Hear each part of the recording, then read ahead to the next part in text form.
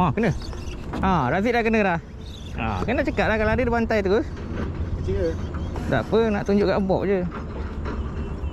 Dia ikan. Ini kau kena kaji baling ke Bob? Dia bantai terus. Ha. Aku confuse ni ikan ke kayu dia? Kau suruh Tak, baling. kau rasa macam kau kena tadi. Tak, takut. Ha, tu. Ha, dia. Aduh, orang cakap dia. Yes, okey. Dia nak main bawah Dia dah boleh balik dah ni. Dia nak main bawah. Tapi aku rasa macam sangkut sikit tu. Angkat dia bawa. Solid. Yeah. Tutup tu, ais tu. Masya-Allah brother. Alhamdulillah. Kena? Ya, walaupun kecil bang. Ah, Tak apa. lut.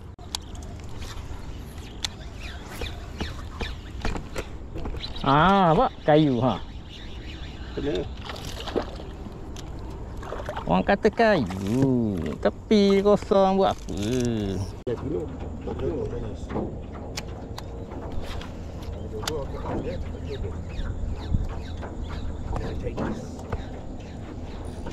Terus kalau Hop! kena. Ha, kan kayu ha. Lepas tu yang aku baling tadi tak kena, kenapa? Sebab kau tak nak main kat kayu. Natural ni. Kalau kan kak kot.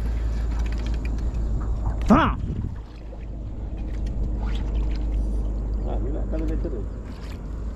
Natural tu. Ini kayu ni Azik. Tengah baling.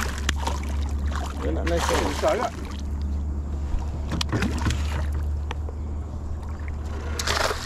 Tengah try ikan pam ni.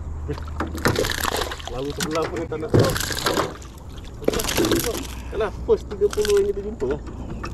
Setelah berbulan-bulan mancing ni. Itu aku tak nampak pun celah mana ikan ni kurus. Tengah cuba nak Mana ni? Kayu tu, Zik tu. Pak aku baling tu. Mana kau baling kanan? Eh, awak pakai kayu tu. Ha. Mana tu? Aku ni punyalah jujur. Asal seko-seko je kan, dia tak ada macam Dia tak geruk kan. Tak ada stok lah Malaysia. buat apa tu? Nick Spot. Alamak.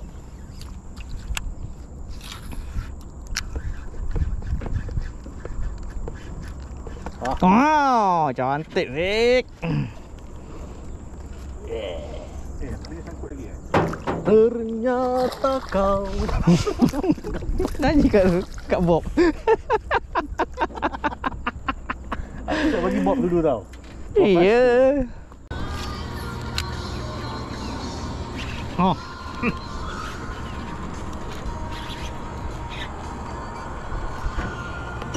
Kena kayu sangkut. Kayu. Kau kena ikan. Ni kan nampak buih tu ha. Dia tekan tu ha.